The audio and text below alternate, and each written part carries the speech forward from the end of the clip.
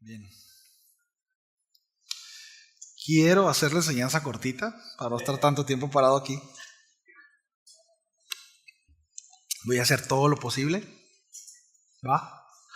Nomás no me distraigan mucho. Ni me hagan enojar, luego me hacen enojar y me salgo del... Pero bueno, sin más. ¿Oramos? ¿Sí? Vamos a orar. Señor, muchas gracias. Eres tan bueno, eres tan hermoso, tan maravilloso. Nos deleitamos en tu presencia, Señor, en medio de tu alabanza. Señor, gracias por la oportunidad que nos das de poder estar reunidos y poder unánimes, Señor, en un mismo espíritu, en un mismo sentir, poder proclamar tu nombre y glorificar, declarar quién eres tú, Señor. Un Dios digno de adoración, el único digno. Padre, y ponemos también en tus manos este tiempo, Señor, donde se expondrá tu palabra. Oro para que podamos aprender lo más posible, pero sobre todo, Señor, que tu Espíritu hable a nuestro corazón y transforme nuestras vidas. Necesitamos de tu intervención, Señor. No apelamos a sabiduría humana, ni tampoco a conocimiento humano, Señor, ni a convencimiento de hombre, mucho menos, sino apelamos a tu obra, Señor. Necesitamos de tu obra en nuestras vidas, Señor, en nosotros. Te lo pido en el nombre de Jesús. Amén. Y amén.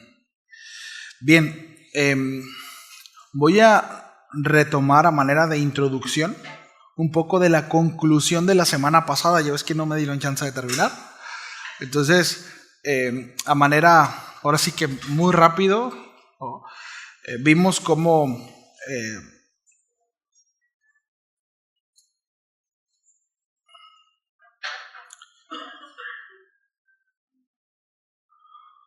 como en Babel, ¿sí? Como Dios, siendo soberano, es quien hace que los hombres se dispersen, ¿verdad? Precisamente por su soberanía, llevando a cabo su propósito. Algo que mencionábamos era que a pesar de que el hombre cae y el hombre rehúsa hacer la voluntad de Dios, el hombre no tiene la facultad ni la capacidad de frustrar los planes del Señor, ¿sí? Todo lo que está escrito, así será, así es. Aun cuando el hombre no le guste, aun cuando nosotros no querramos, es una realidad, ¿sí? ¿Por qué? Porque es Dios, ¿sí?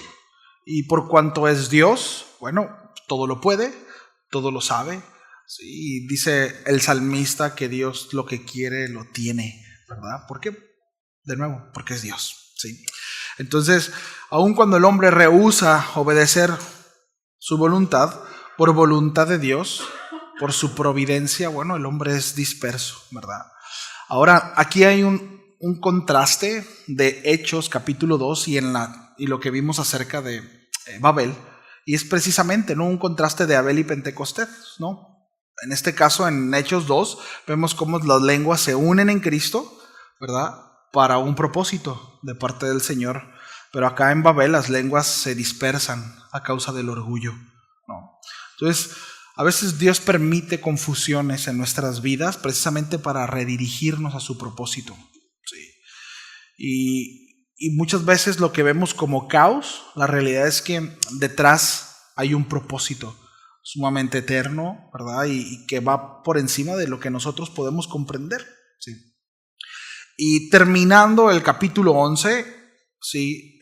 Vemos que Babel es precisamente sinónimo de confusión. Lo que buscaba ser un monumento para la gloria humana terminó como un símbolo de fracaso, ¿sí? En contraste con Abraham, que ahorita vamos a hablar acerca del llamado de Abraham, ¿sí? Ellos buscaban hacerse un nombre, pero Dios a Abraham le dice, ¿sí?, haré grande tu nombre. Entonces, lo que el hombre buscó por su fuerza, lo mencionábamos la semana pasada, lo que el hombre buscó por sus propios méritos, con fuerza, ¿sí?, con orgullo, con esa autosuficiencia que le caracterizaba a causa de su pecado, ¿sí? Bueno, Dios lo dio por gracia, ¿sí? Y es así, mencionábamos eso la semana pasada, cómo es que hay tantas cosas de las cuales nosotros tenemos acceso por gracia, sin embargo queremos obtenerlas por fuerza. Y así no funciona con Dios, porque nada es por mérito, ¿no? Hemos visto la gracia desde el principio, desde la creación, ¿verdad? Entonces, no se trata de construir nuestro nombre, sino de llevar el nombre del Señor. Todo proyecto humano fuera de Dios termina en confusión. Todo proyecto en Cristo trasciende en eternidad, ¿sí? Y hay algunos datos muy interesantes, ¿sí?, respecto a la Torre de Babel. Pero, por ejemplo, respecto a las pirámides, hay ciertas conexiones históricas. No me voy a ir mucho por ahí, pero tanto en Mesopotamia, ¿no?, por ejemplo, ahí en Egipto, ¿sí?, en América, en Asia, todas estas pirámides, todas estas culturas antiguas levantaron precisamente estructuras arquitectónicas, y esto, de alguna manera, vemos cierto vestigio, recuerdos de lo que se venía, ¿no?, o lo que, en este caso, este acontecimiento histórico, ¿sí? Y todos estos, ¿sí?, tenían el deseo, si nosotros vemos el contexto, pero tenían el deseo, de subir al cielo, ¿sí?, y poder conectarse de manera mucho más cercana con el Señor. Entonces, así como Babel fue intento de acceder a Dios sin Dios, qué ironía, ¿no?, las pirámides de cierta manera expresan precisamente esa misma necesidad distorsionada, ¿no?, buscar trascendencia y eternidad por medio de mérito humano, por medio de méritos, de medios humanos. Entonces, en ese sentido, toda esta arquitectura refleja orgullo, religión humana, yo puedo alcanzar lo divino, yo me hago un nombre, yo trasciendo, etcétera, etcétera. Pero la Biblia enseña lo contrario, ¿sí? No subimos a Dios por nuestras obras, Él desciende a nosotros por gracia, ¿sí? Y eso es bien importante, ¿sí? Entonces, los monumentos humanos se desgastan, pero el verdadero templo, que es Cristo mismo, permanece para siempre, ¿sí? Y bueno, ahí en Apocalipsis 21 vemos esa nueva Jerusalén, ¿no?, como no es construida por manos humanas, sino que desciende del cielo, de nuevo, el cielo acercándose a la tierra, ¿sí? Esa es la historia desde el principio, Dios acercándose a nosotros. Nosotros no podemos acercarnos a Dios por mérito propio, ¿sí? La realidad es que no. Y aquí hay algo bien importante. De nuevo, todo el tiempo resaltaremos esto. No hay gloria en nosotros, no hay mérito en nosotros. Es Él. Él nos llamó, Él nos amó. Toda la iniciativa es de Él. El profeta dice, la salvación empieza por el Señor y termina en Él, ¿sí? La salvación es de Jehová. Entonces, bueno,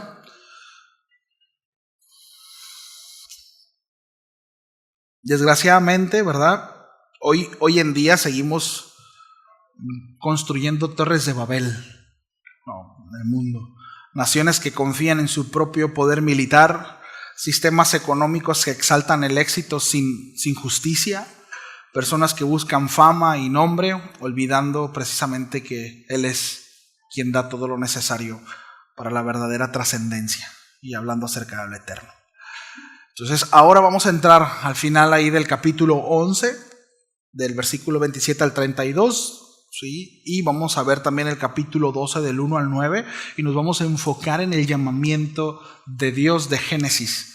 Génesis capítulo 11, ¿sí? Entonces, haciendo un breve recuento, bueno, hemos visto cómo el Señor en su poder absoluto, con el poder de su boca, ha creado todas las cosas. Él es quien le ha dado dignidad al hombre por cuanto es creado a su imagen y conforme a su semejanza, ¿sí? Hemos visto también la tragedia del pecado en el Edén, pero también el resultado del pecado, ¿sí? Hombres orgullosos, hombres que se han levantado de manera deliberada en contra de Dios, y bueno, y cómo ese pecado precisamente se ve reflejado o se manifiesta en orgullo y en autosuficiencia. Se repite aquello, ¿no?, que el Señor, mientras buscaba a Adán, la respuesta de Adán, ¿recuerdan? Es que oí tu nombre y tuve miedo, me escondí. El hombre sigue escondiéndose de Dios porque sigue avergonzado a causa del pecado. Esa es la realidad, ¿sí? Entonces, bueno, pero sin embargo aquí en Génesis, en el capítulo 11, a partir precisamente el versículo 27 al 32, ocurre un cambio decisivo, ¿sí? La historia se concentra en una familia y ya no más en la humanidad. Hasta ahora habíamos visto la humanidad Sí, hemos visto cómo se refiere la narrativa bíblica a los hombres en general. Ahora la narrativa bíblica se va a enfocar a una familia, la familia de Taré. ¿Sí? Y en un hombre que Dios eligió para comenzar algo totalmente nuevo. Y este hombre es Abraham. Sí, Abraham. Entonces Dios escoge no a un rey, ¿sí? No a un hombre poderoso como Nimrod, no a alguien, no un estratega de desarrollo social como los hijos de Caín, sino a un hombre común, un hombre idólatra y vulnerable, pero que más adelante, lo vamos a ver, se convertirá en el amigo de Dios y el padre de la fe. Sí, Abraham. Entonces en Abraham Dios comienza a levantar esta ciudad celestial. Hebreos 11 dice que Abraham no construyó para sí palacios, sino que tenía puesta su mirada en una ciudad mucho mayor que lo que él podía construir, lo que él podía conseguir aquí. Un reino mucho más alto, una promesa que va mucho más allá de lo que nuestros ojos terrenales pueden ver. ¿Sí? Entonces, precisamente en las promesas eternas. ¿Sí? Bueno, Dios comienza a levantar la ciudad celestial, en él empieza eso, y no sobre el orgullo humano, contraste de Babel, ¿verdad? No sobre el orgullo humano, sino sobre la obediencia y la fidelidad a la palabra de Dios. Ahí empieza todo. Sí. Entonces el capítulo 11 concluye con la descendencia de Sem, que es precisamente padre de Taré, quien engendró a Abraham, a Nacor y a Harán, que es este último padre de Lot. ¿Se acuerdan a Lot, verdad? Sobrino de Abraham. Bueno, dice ahí en el 28, y murió Harán antes que su padre Taré, en la tierra de su nacimiento en Ur de los Caldeos. Entonces, en la cultura antigua, y por supuesto sigue siendo, sin embargo, ahora es más común por diversas circunstancias, pero era una gran tragedia que un hijo muriera antes que su padre. Normalmente los padres eran sepultados por sus hijos, sin embargo aquí ocurre lo contrario. Sí. Taré murió, ¿verdad? Antes que su padre, Harán murió antes que Taré su padre. Taré ve morir a su hijo Harán, y esto nos habla precisamente ya de toda esta fragilidad humana, ¿no? El salmista después, la escritura habla mucho acerca de la humanidad como tal, dice que la vida del hombre es como la espuma en el mar, es como la flor, ¿verdad? En las montañas, como de repente está seco y una llovidita y nace, pero a los 2-3 días ya no hay nada, ¿verdad? La hierba en el campo, la palabra que quería, la frase que usa el salmista. Así es la vida del hombre. Sí. Es algo muy volátil. Un día estamos y después ya no, ¿verdad? Tristemente, ¿no? La semana pasada vemos como un hombre que estaba haciendo revuelo, haciendo oposición al mundo, y bueno, a alguien se le ocurrió asesinarlo y ya no está. Sí. Ya no está. Y mucha otra gente, ¿verdad? Que no solamente es asesinada, sino que muere por causas naturales. Bueno, todo esto nos habla, familia, de que el ser humano es sumamente vulnerable. ¿Sí? Y esta muerte precisamente entra a la vida del hombre a causa del pecado. ¿Sí? En la historia del hombre a causa del pecado. Entonces, bueno, el texto nos dice que Aram dejó un hijo que es Lot. Al morir Harán, es probable que tanto Abraham como su padre, en este caso Abraham como hijo mayor de Taré, asumiera la responsabilidad de cuidar a su sobrino. La cultura patriarcal de la época atendía precisamente a los huérfanos, aquellos que quedaban bajo vulnerabilidad y los tomaban para protección. Sí. Entonces, versículo 28 dice, y murió Harán antes de que su padre Taré en la tierra de su nacimiento en Ur de los Caldeos, y tomaron a Abraham y Nacor mujeres para sí.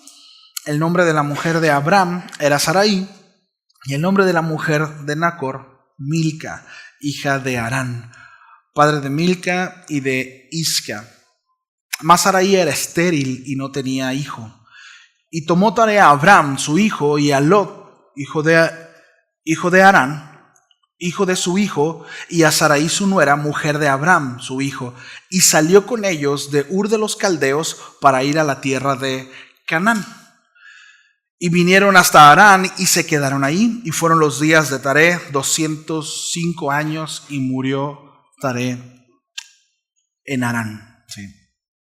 Bueno, el texto enfatiza que Taré tomó a su familia para ir precisamente a Canaán, pero se detuvieron en Harán y allí murió. Aquí el verbo tomar habla acerca de, precisamente de que él habla de iniciar algo. Tiene que ver con una iniciativa. Hay una palabra distinta al llamado de Dios para con Abraham, ahorita lo vamos a ver. Pero en este caso, Taré tenía un proyecto, un impulso de avanzar hacia Canaán. Algunos comentaristas como Matthew Henry observan que Taré comenzó el viaje, pero no lo concluyó. Se detuvo en Harán, quizás por la comodidad del lugar o por sus propios intereses. Ahora, la pausa en Harán muestra la incapacidad de Taré para romper completamente con el mundo idolátrico. Estaba en medio, en el camino entre Ur y la tierra prometida. Ahora, cuando Taré muere, Dios llama directamente a Abraham.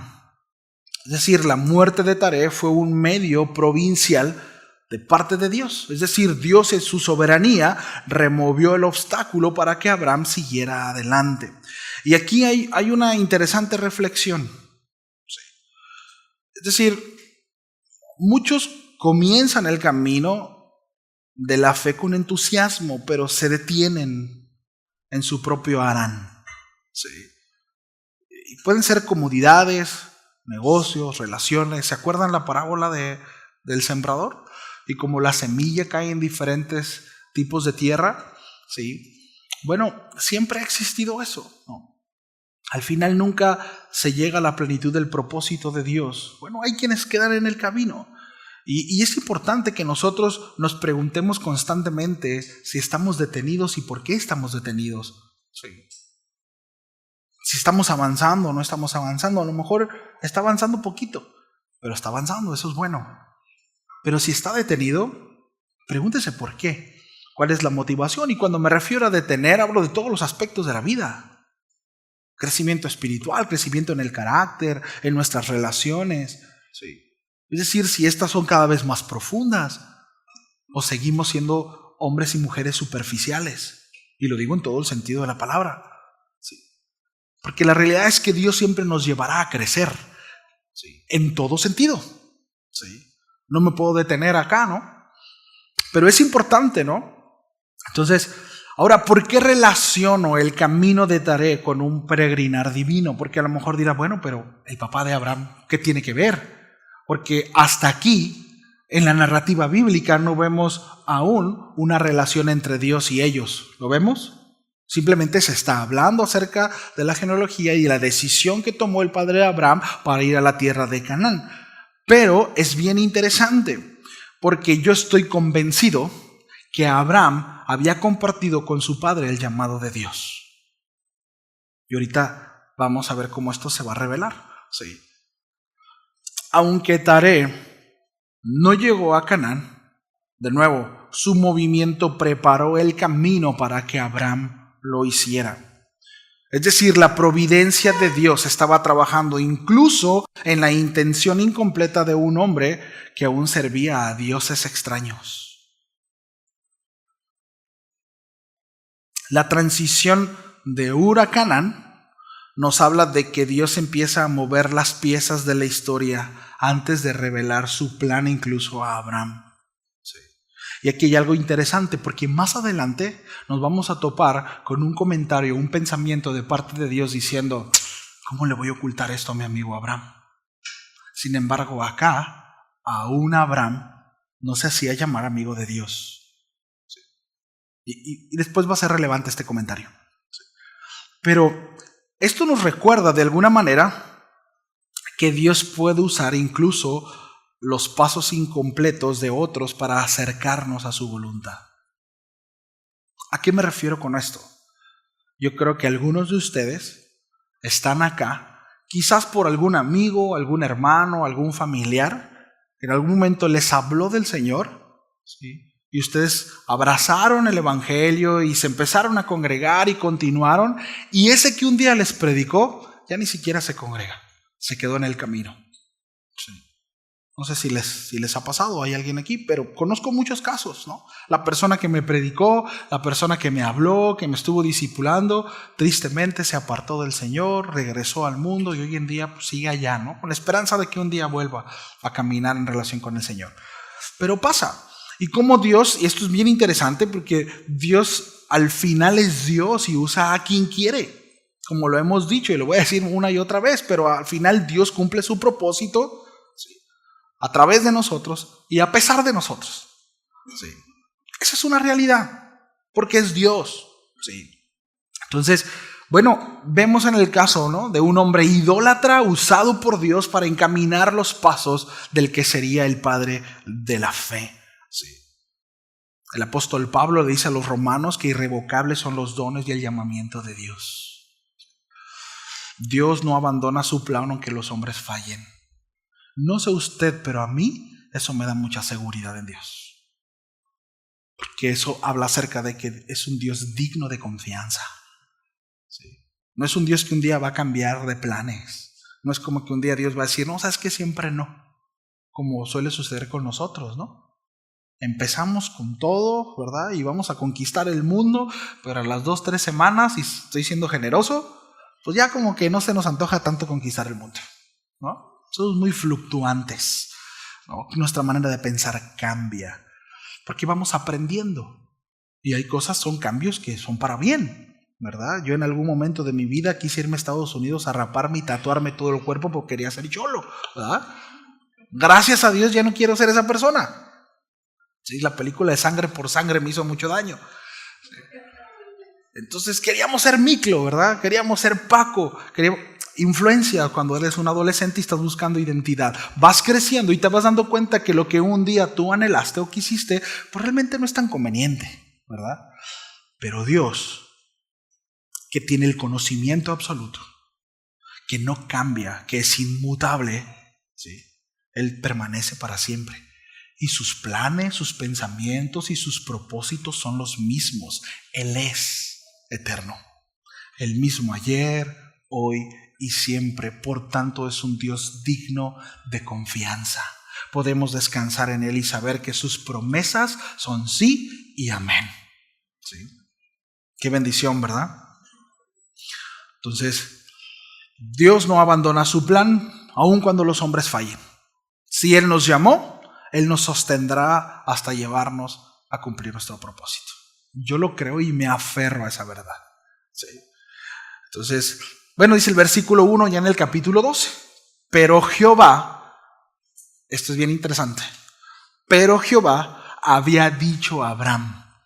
Esto está en tiempo pasado constante o continuo. Es decir, aquí vemos que ya había habido una conversación previa, ¿sí? Y aquí se perciben dos momentos del llamado.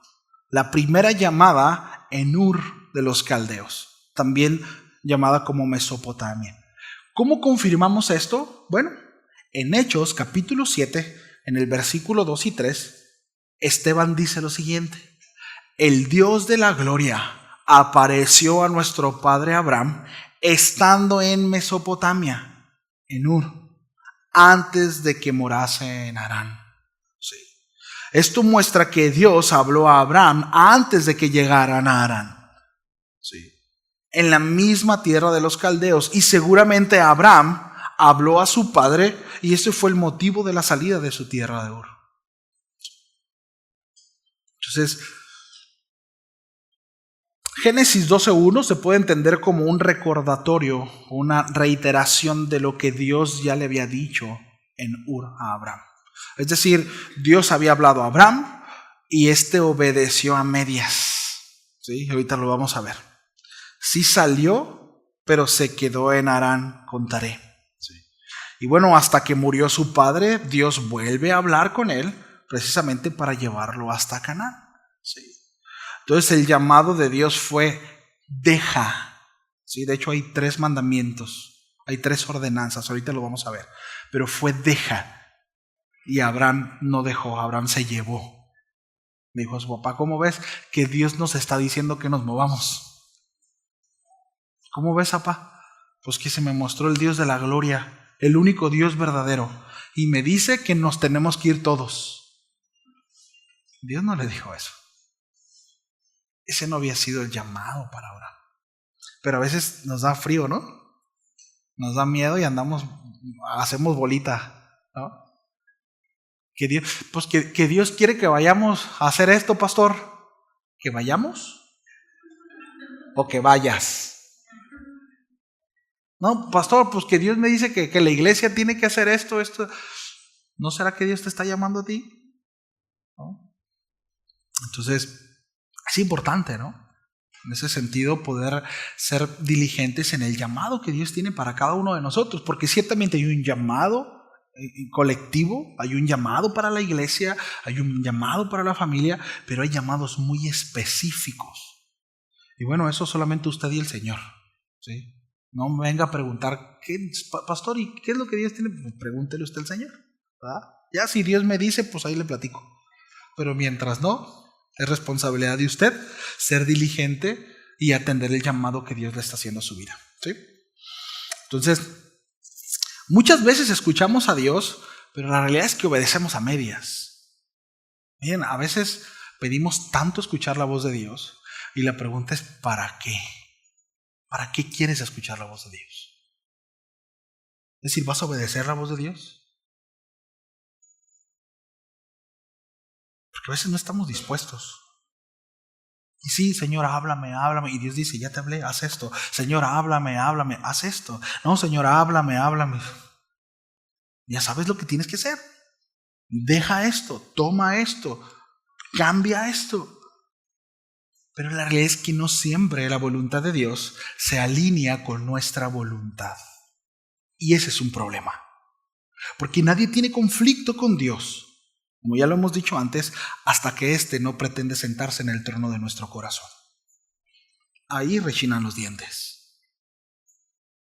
Porque no tenemos problema con Dios, el Dios de amor, el Dios bueno, Dios todopoderoso. Si el autor, ¿verdad?, de todo lo que viene en la Biblia, ay, se me hace tan padre y sí, hasta me pongo chinito, pero en el momento en el que Dios interrumpe mi vida y mis planes, ya no estoy dispuesto, ya no se me hace tan padre ese Dios.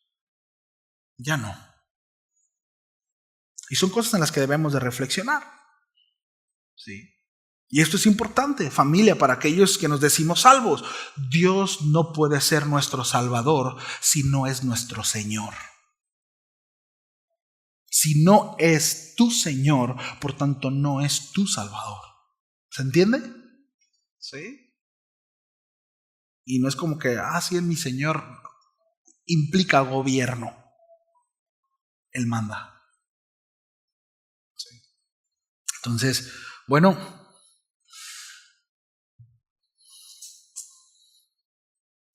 Harán representa esa comodidad. Y por otro lado también refleja el temor a lo desconocido. ¿Sí?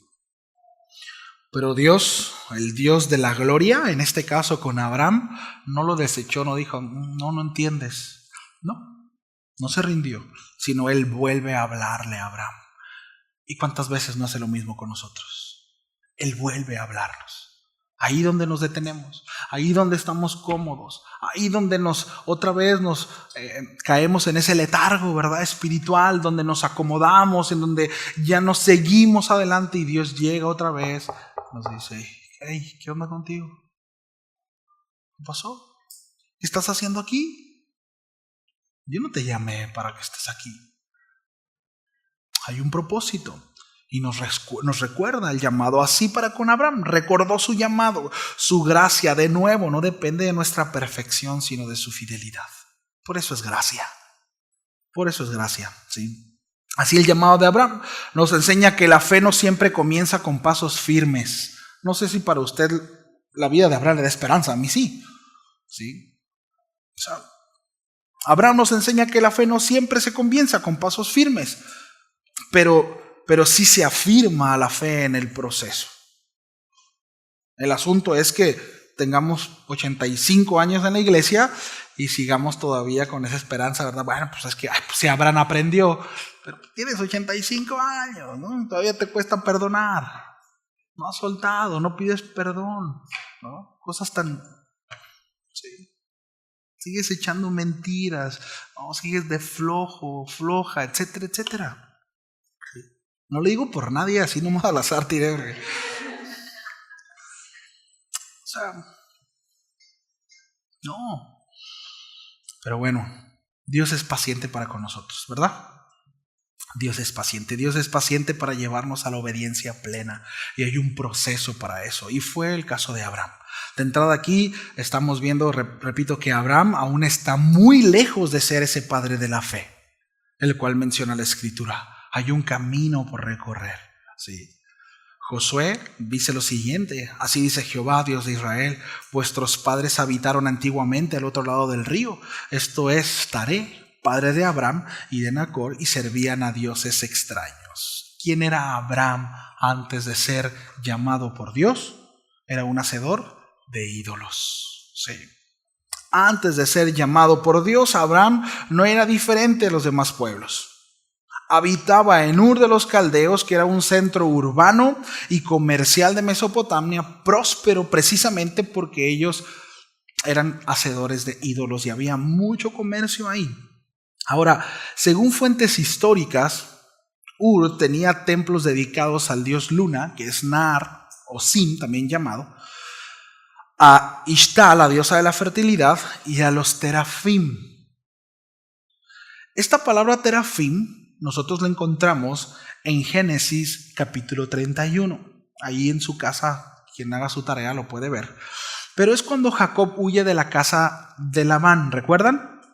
Raquel tomó unos ídolos. Bueno, estos eran terafim. La palabra que se usa ahí son terafim, que son ídolos domésticos, ¿sí?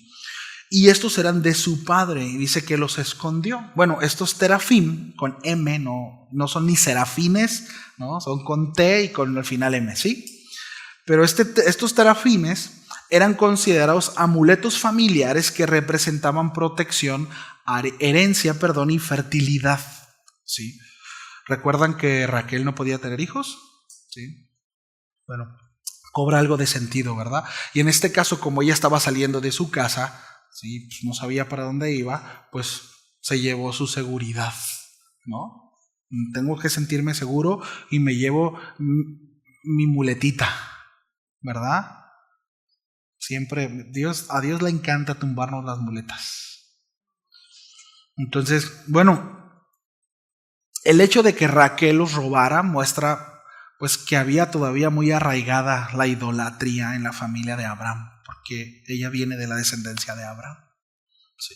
Incluso generaciones después del llamado. Sí. Entonces el término hebreo terafim aparece siempre en plural.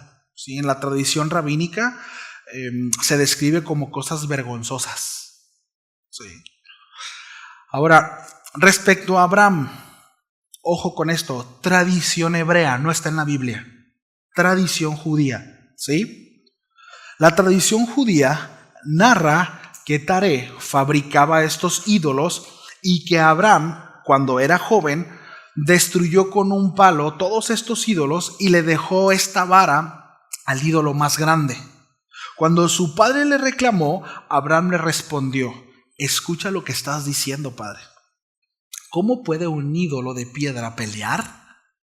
Y bueno, según la tradición, esta fue el primer destello de revelación de parte de Dios para con Abraham. De nuevo, tradición rabínica. Ahora, ¿por qué lo traigo a mención? Porque en la tradición islámica hay una historia similar acerca de Abraham. Recuerden que el padre precisamente de la fe del Islam es Abraham, ¿sí? Bueno, hay una historia similar. ¿Qué es lo que dice la tradición islámica? Hay una historia, dice, también descrito como fabricante de ídolos, es decir, Abraham y su familia, y Abraham, lleno de fe, destruye las estatuas y confiesa al Dios único.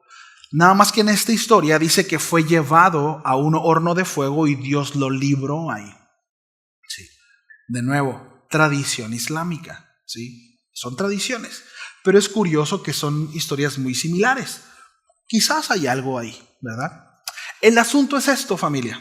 Dios llama a pecadores comunes e imperfectos. hacedores de ídolos, ¿sí? Impulsivos, no diferentes a nosotros. ¿Sí? Como mencionaba la semana pasada, no hay nada en ellos que nosotros no tengamos. No hay nada en nosotros que otros no tengan, etcétera, etcétera. ¿Sí? El hombre sigue cortado con la misma tijera. ¿Sí? Es vulnerable, es impetuoso, hay vestigios de orgullo, de soberbia, y también por supuesto que hay afecto natural. Hay amor, hay paciencia, rasgos de nuestro Creador. Pero al final todos somos iguales. La diferencia de estos hombres, o todos aquellos que están, ¿verdad?, en esta lista de héroes de la fe en Hebreos 11, es que le creyeron a Dios. Pero no había nada especial en ellos. Eran hombres comunes como usted y como yo. Sí. Así, tal cual. Entonces Abraham era idólatra, su familia servía a otros dioses, pero Dios lo escogió. ¿Por qué? Por el puro afecto de su voluntad. Dios lo llamó, mostrándose así como el único Dios verdadero, ¿sí? Y bueno, ahí en el capítulo 7, versículo 2 de Hechos, dice el Dios de la gloria. Esto es importante, ¿sí? Apareció nuestro padre Abraham, estando en Mesopotamia, ¿sí? Y esto hace referencia siendo un idólatra, ¿sí? Antes de que morase en Harán. Entonces, esta palabra de llamar de parte del Señor en hebreo es la palabra kará, ¿sí? Y hace un llamado, es invitar y proclamar en voz alta. Entonces el llamado de Abraham no fue producto de una búsqueda personal, sino de la gracia divina. No fue como que Abraham dijo, a ver, como que hoy tengo ganas de buscar al Dios verdadero. No, fue un llamado de parte de Dios, así como nosotros, ¿verdad? Dios le pide a Abraham 3 renuncias radicales. Son las que mencionábamos hace un momento, que no son muy distintas a las que nos pide nosotros para seguirle, ¿sí? Una, dice, deja tu tierra. Aquí habla acerca de seguridad material. Deja atrás lo que tienes, ¿sí? Y esto tiene que ver con una disposición de renunciar a sus pertenencias. Deja todo. Deja todo. ¿Sí? 2, tu parentela. Renuncia a tu cultura, renuncia a tus tradiciones, todo aquello que lo alejaba de Dios. Y esto habla acerca de una nueva identidad. Sí. Lo que definía, ¿verdad, Abraham? Déjalo. Yo recuerdo cuando el Señor llama a mi vida, y una de las en donde entendí en ese proceso, Dios me llamó y hubo un proceso, pero entendí que para yo poder seguirle, necesariamente tenía que dejar a mis amigos. A mis amigos. El lugar donde me juntaba, el lugar donde iba y las cosas que practicaba. Porque sí, yo iba a la iglesia y me convencía, ¿verdad? El predicador al frente, la palabra hacía lo propio, me hacía llorar, me quebrantaba, pero iba y hacía exactamente lo mismo. Iba al mismo lugar, con la misma gente y terminaba practicando lo mismo.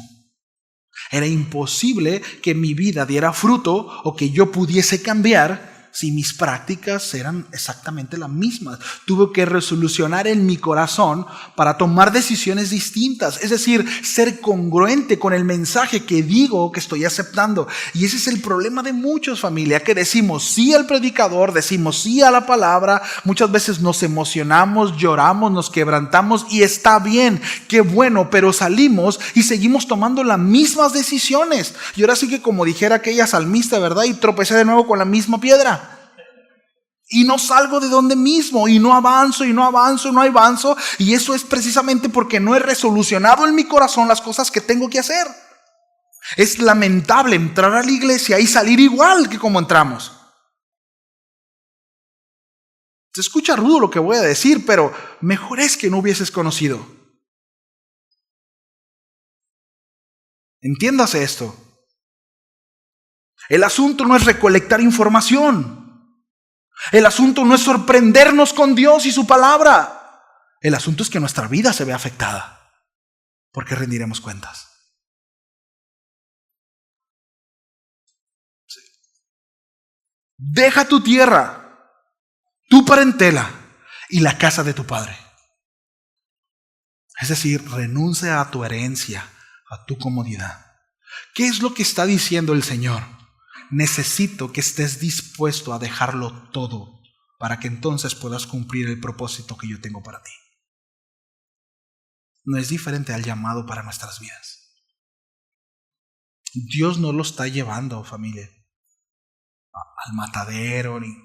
Dios desea que haya una disposición en el corazón. Estoy dispuesto a entregarlo todo por amor a mi Señor. Ahora, interesante porque Dios no le da un mapa. No traía celular a Abraham en ese entonces como para, mándame la ubicación, ¿no? No le mandó la ubicación el Señor. ¡Qué problema!, ¿no? Yo no puedo andar sin ubicación. Ahora, mándame la ubicación, si no, no llego, ¿no? No, Dios no le manda la ubicación a Abraham. Solo le promete a la tierra que yo te mostraré. Eso te debe de ser suficiente. Sí, Señor, pero ¿cómo? Tranquis, yo te voy a ir enseñando. Yo te voy a ir mostrando. Y esto nos habla precisamente de procesos. Diga conmigo procesos.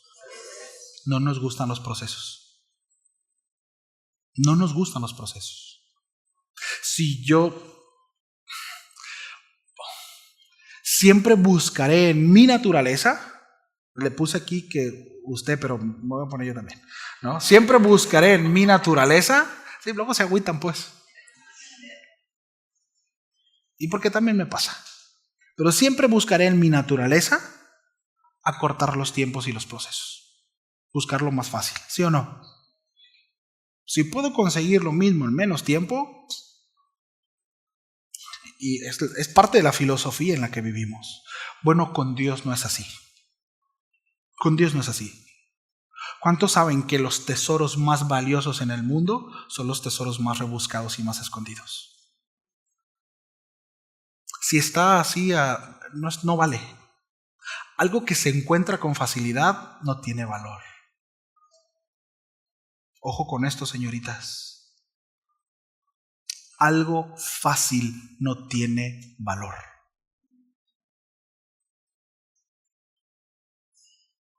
Pero algo rebuscado, algo con lo que se tiene que trabajar, algo con lo que, bueno, las cosas del Señor, familia, se necesita tiempo.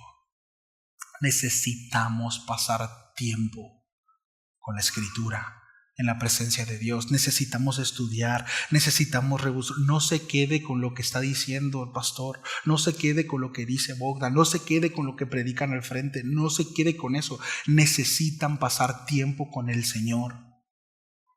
Ustedes estudiar, desbordar su corazón, crecer en carácter, aplicarlo en su vida, así como yo.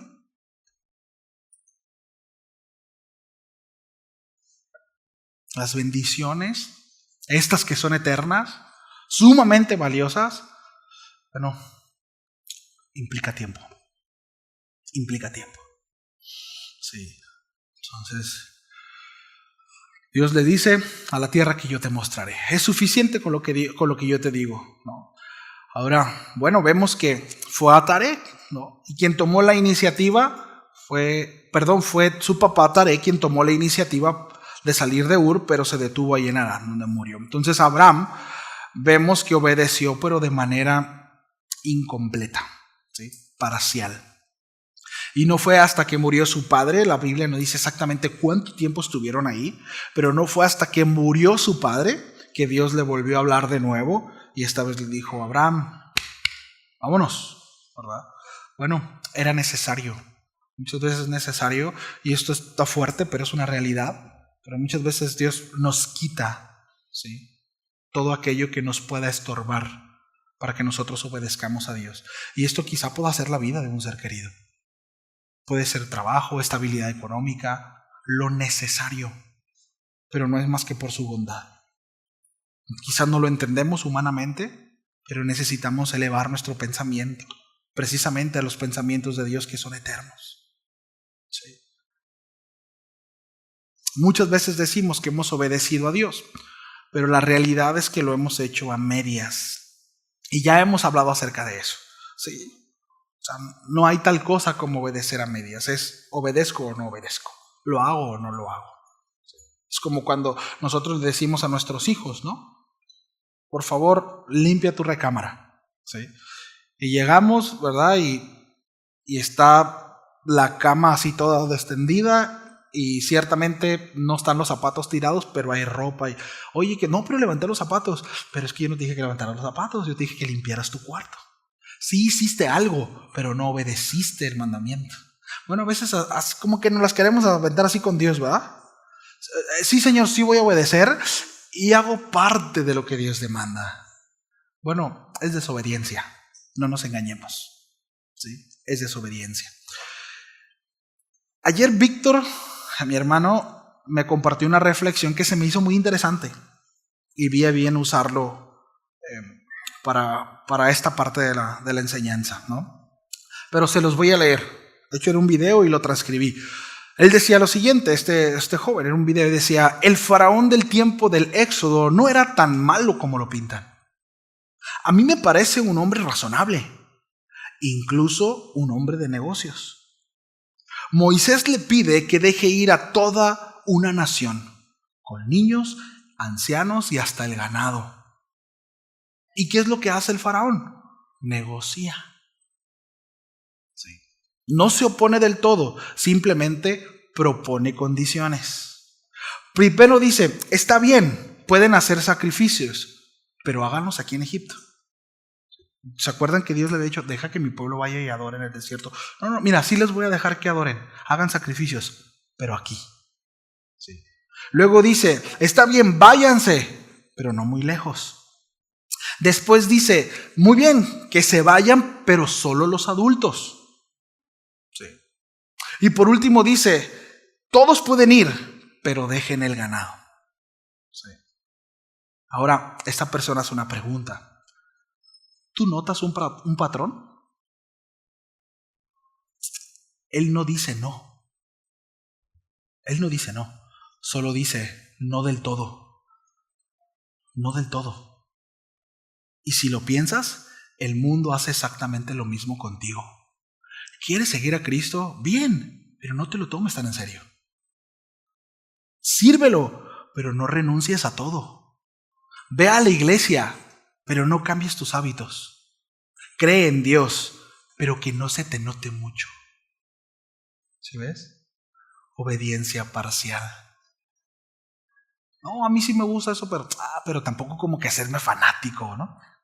No existe, el fanatismo existe. Pero una cosa es vivir para Cristo y otra cosa es vivir como un fanático religioso. Son dos cosas distintas. Y continúa el video diciendo: esta es la estrategia, negociar con tu libertad. Cederte un poquito para no soltarte del todo. Pero Moisés no aceptó ningún trato, porque cuando Dios te llama a salir, no hay media salida. Familia, o sales o no sales. ¿Sí o no? O sales o no sales. ¿Sí? Cuando decides seguir al Dios verdadero, negociar con el mundo y sus ídolos es el peor error que puedes cometer. No caigas en la trampa, porque el pecado se siente como libertad hasta que intentas dejarlo. Está bueno. Pues bueno, Abraham obedeció. Hasta aquí de manera incompleta.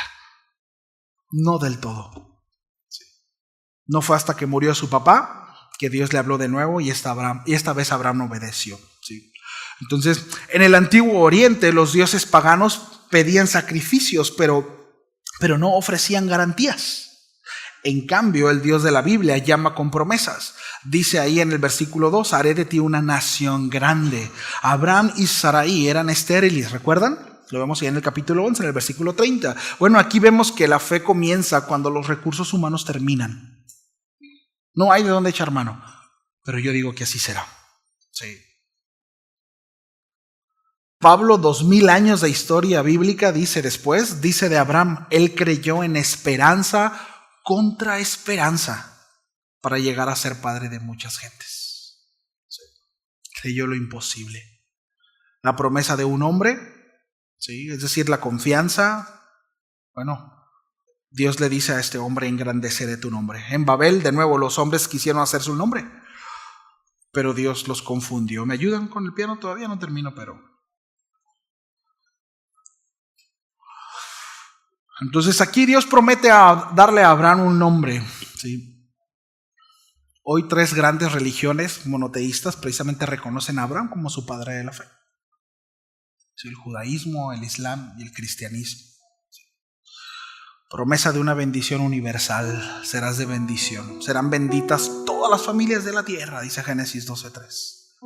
Y esta es la promesa mesiánica, esta promesa que conecta con Génesis en el capítulo 3, en el versículo 15, ¿recuerda?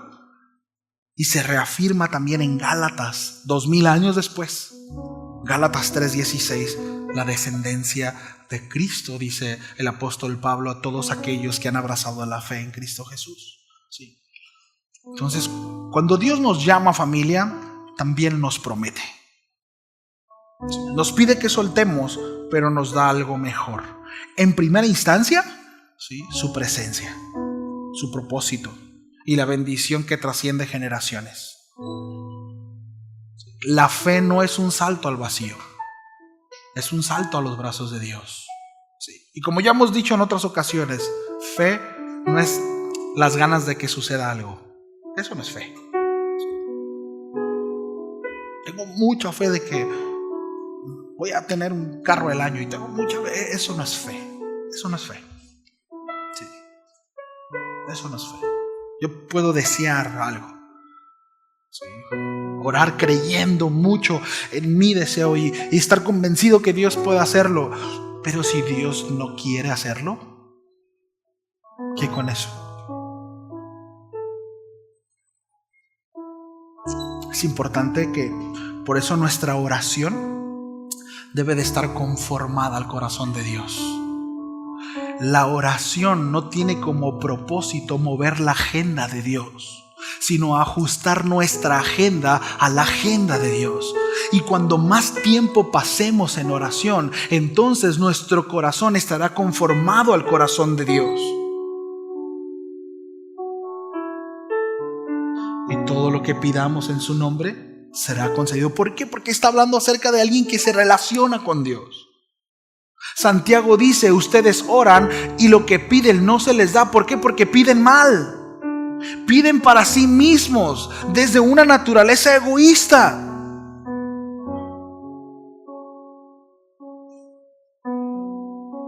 Cambiemos el chip de que oración es llegar con Dios y decirle, Señor, quiero esto, como la lista del mandado.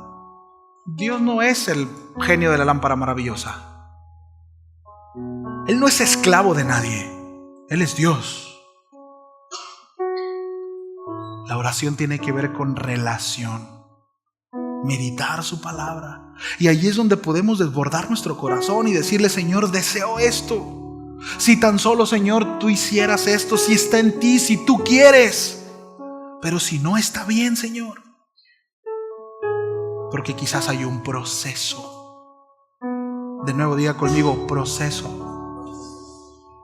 Dios nunca nos llevará a saltarnos procesos. Necesitamos aprender. Jesús, siendo Dios, aprendió obediencia. Necesitamos aprender. Necesitamos crecer. Sí. Hebreos 11:6 dice, de hecho, nueva traducción viviente, sin fe es imposible agradar a Dios. Imposible. Todo el que desea acercarse a Dios debe de creer que Él existe en primera instancia. Y dice algo interesante. Y que Él recompensa a los que lo buscan con sinceridad. Con sinceridad. Es imposible agradar a Dios. Aquí el verbo agradar implica ser plenamente acepto, causar satisfacción o placer. No se trata de agradar a Dios por méritos humanos. No podemos. Porque nuestra justicia, dice el profeta, son como trapos de inmundicia. ¿Cómo? Con una fe que descansa en su carácter y en sus promesas. aceptando todo lo que proviene de Él. ¿Sí? A veces pensamos que agradamos a Dios con activismo, con ritos o esfuerzos humanos, pero la Escritura nos recuerda que lo que verdaderamente mueve el corazón de Dios no son nuestras obras externas, sino la confianza en Él, en lo dicho por su palabra. Hay quienes dicen: yo soy un excelente músico, voy a agradar a Dios con mi música. Bueno, si te lo pide, pues se agradará de tu obediencia, pero no se sorprenderá por tu virtuosismo. ¿Sí lo vemos? No es como que Dios: ¡uy, qué tremendo el acorde que metió Víctor, ¿verdad? ¡Uy, eso me agrada! No, es la obediencia. Esa es la verdadera adoración.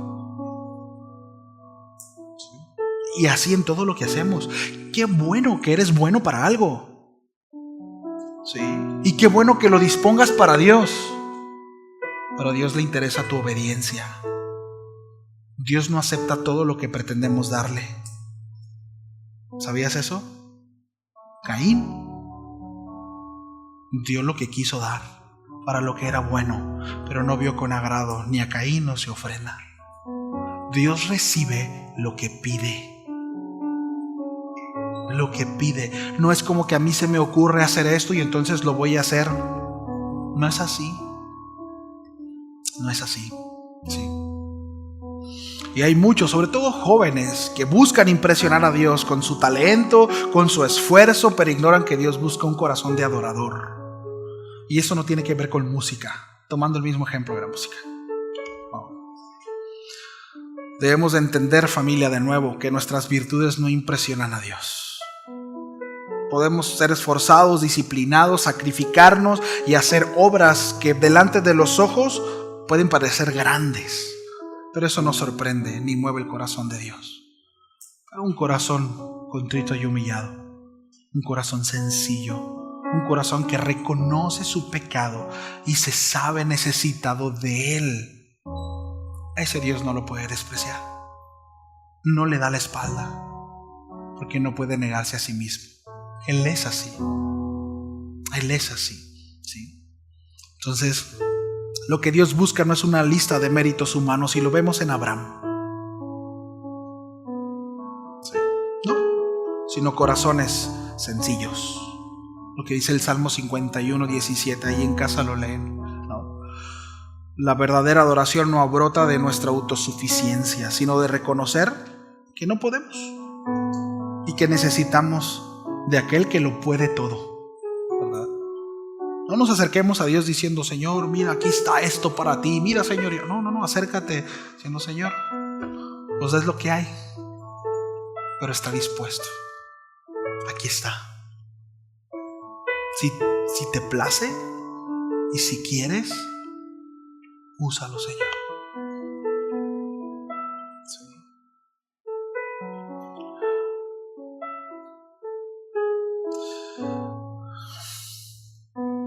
Esta palabra galardonador, ya estoy terminando, significa literalmente significa recompensa, significa pagar un salario completo. Sí. Es aquel que recompensa abundantemente. Y es que Dios no se queda con nada. Siempre valdrá la pena acercarse a Dios con un corazón sincero. Siempre. En el caso de Abraham, Dios lo llamó y le llamó que dejara todo, pero habrá una recompensa. Sí. Y recuerdan a Jesús cuando dijo: no puede ser mi discípulo aquel que no tome su cruz y se niegue a sí mismo. El contexto de los discípulos entendían perfectamente bien que Jesús estaba ofreciendo ese reino espiritual. No podemos ser parte de ese reino. Nosotros no nos negamos a nosotros mismos. Jesús enseñó: si la semilla no cae en tierra y muere, no puede volver a nacer, no puede dar fruto. Así es con nosotros. ¿Sí? La fe que madura, ¿sí? Que va madurando, bueno, es una fe que ha sido probada y que ha sido golpeada. ¿Sí? Y la pregunta es, ¿cuántos quieren madurar en su fe? Bueno, seguramente serán golpeados. Su fe será golpeada. No llegue con la esposa y el pastor dijo que será golpeada. No está hablando de eso. O al marido, ¿no? Nuestra fe será golpeada. Nuestra fe será probada. Sí, y bueno, hemos hablado mucho acerca de eso. Abraham pronto se enfrentará en Canaán, descenderá a Egipto y bueno, veremos muchas cosas. Incluso su fe va a flaquear. ¿Sí? Mentirá sobre su esposa y vamos a ver esa vulnerabilidad en ese padre de la fe, en ese amigo de Dios. Pero Dios también vamos a ver cómo Dios va a irlo restaurando, va a irlo levantando y de nuevo Dios no lo desechará. Dios no lo quitará, no lo arrancará, porque Dios conoce su vulnerabilidad, conoce su humanidad. Sí. Y esto nos debe de llevar a recordar que la fe, de nuevo, no es ausencia de tropiezos, ¿no? Es tropezarnos y mantenernos. ¿Sí? Entonces, bueno, nuestra fe también comienza con pasos temblorosos. Estoy terminando. ¿Sí? Como cuando Bambi, ¿no? Un animalito recién nacido, ¿no? Un caballito, ¿cómo camina, no? Tembloroso, sin fuerzas, ¿verdad? Pero se levanta y se mantiene. Bueno, así comenzamos en la fe. Sí, así comenzamos en la fe. Y quizás algunos de ustedes tienen años, pero siguen con su fe así, tambaleando, ¿no? Bueno, necesitan desarrollarse, necesitan crecer, necesitan nutrirse. ¿Sí? Así como ese animalito necesita comer, ¿verdad? Primeramente beber lechita de su mamá y luego poco a poquito ir comiendo cosas un poquito más sólidas. Bueno, así también en la fe. ¿Sí? Y en el caso, ¿verdad?, de nosotros como cristianos o en la fe, quizá puede tener tiempo de nuevo, pero el tiempo, aun cuando es un factor importante, no es lo determinante, sino es la resolución en el corazón, ¿no? Porque puede haber alguien genuinamente salva, que ha creído para salvación, pero queda bebé, queda chiquito, ¿sí? Desconfiado, temeroso, ¿sí? Y no avanza.